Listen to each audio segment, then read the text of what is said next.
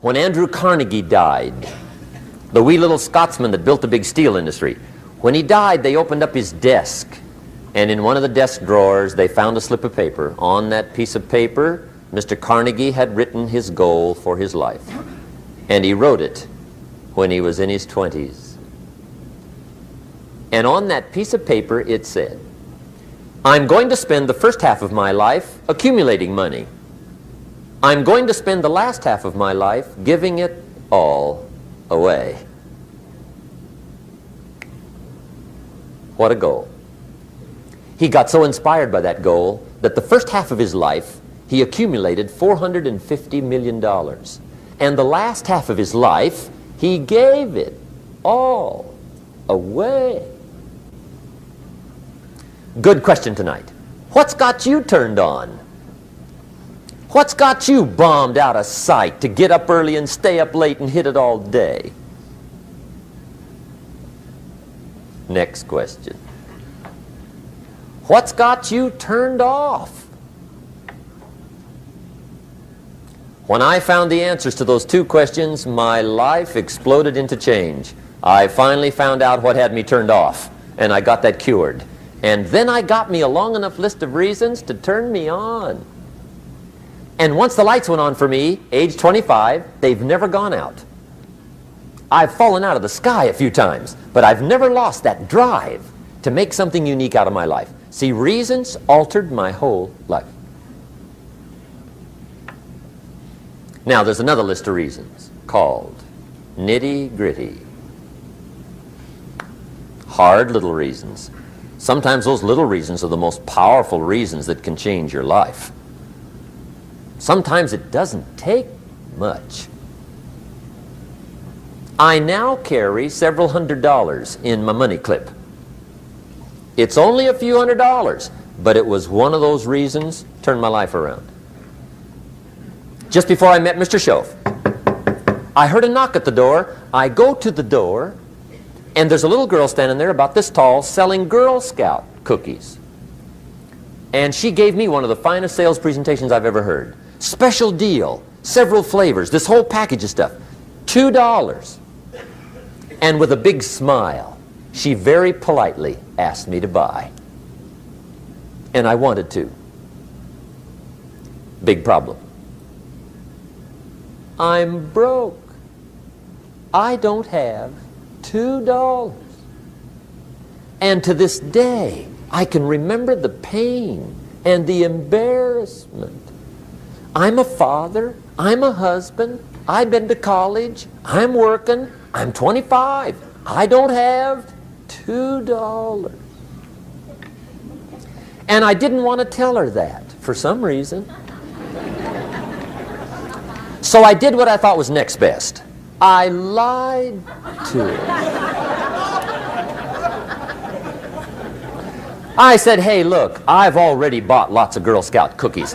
I've still got plenty stacked in the house," which was not true. But it seemed to get me off the hook for the moment.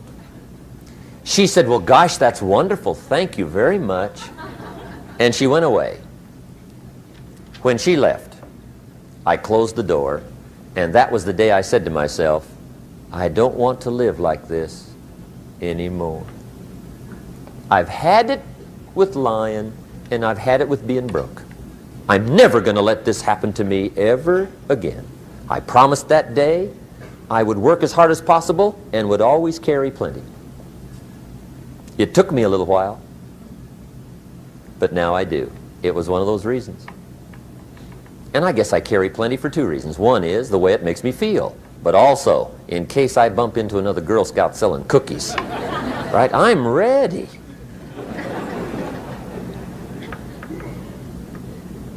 I walked out of the Bank of America one time up in Saratoga, California, where I used to live. Two little girls selling candy right outside the bank. Good place. Some girls' organization they're working for, right? I come walking out of the bank. This first little girl walks up to me. She said, "Mister, would you like to buy some candy?" I said, "I probably would." "What kind is it?" She said, "It's almond roca." I said, "My gosh, that's my favorite. She said, wonderful. I said, how much is it? She said, it's just $2. I thought, incredible. I said, how many boxes of that candy have you got? She said, 5. And her little friend was standing there. She was selling candy too. I said, how many boxes have you got? She said, I've got 4. I said, that's 9. I'll take them all. They said, really? I said, yeah, it's my favorite. I've got some friends. I'll pass them around. They got so excited, put all this candy together. I reached in my pocket, gave them the $18. When I've got the candy and they've got the money, that first little girl looks up at me. She says, Mister, you are really something. How about that?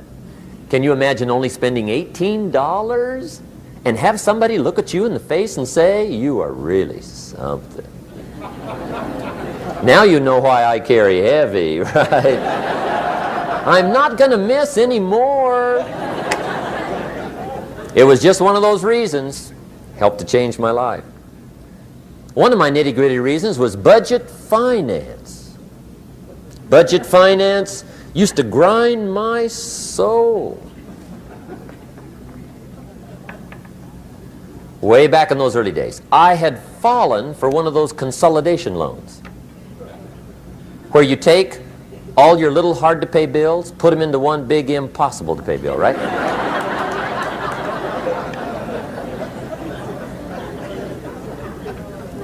I would get 4 or 5 payments behind. This one guy used to call me day and night. I don't think they're allowed to do that anymore. Harassed me. Threatened to run me in front of the judge. Threatened to ruin my credit. Threatened to embarrass my family. One day he said, we're going to come get your car, drag it rear end up down the street in front of your neighbors. The guy even called me a flake. And back in those days, I'm broke, I'm pitiful, there's nothing I can do about it. But I never forgot how the guy treated me.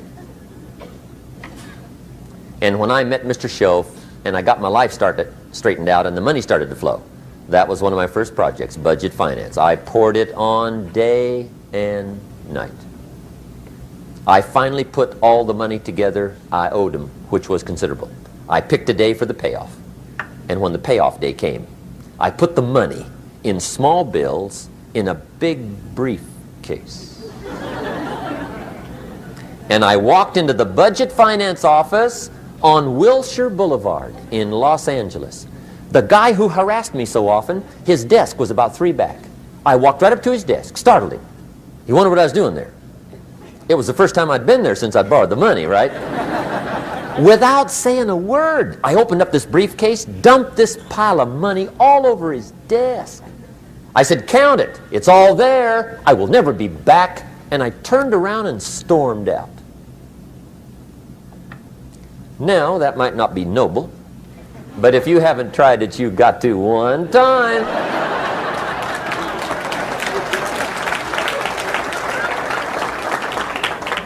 It can be the day that turns your life around. All you need is a reason that turns you on. One of my dear friends, Robert Depew, Bobby used to be a school teacher in Lindsay, olive capital of the world.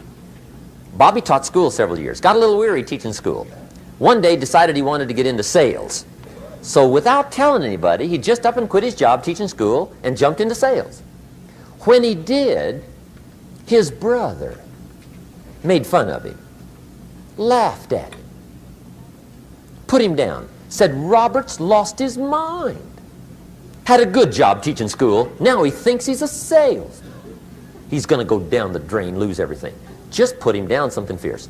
Bobby said, the way my brother acted when I got into sales, he said that made me so mad, I decided to get rich. And my question for you tonight is it possible to get that mad? Of course. Wealth is not a matter of intelligence. It's a matter of inspiration. Today, Robert happens to be one of my millionaire friends. Bobby's rich.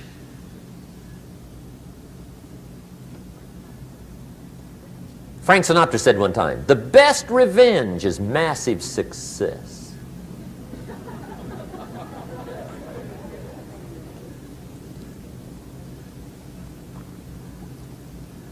Hey, get you a long enough list of reasons so that after tonight you never lack for inspiration. You might not have all the answers right away, but you can get the answers if you can get the reasons. Now let me give you a little simple formula for goal setting.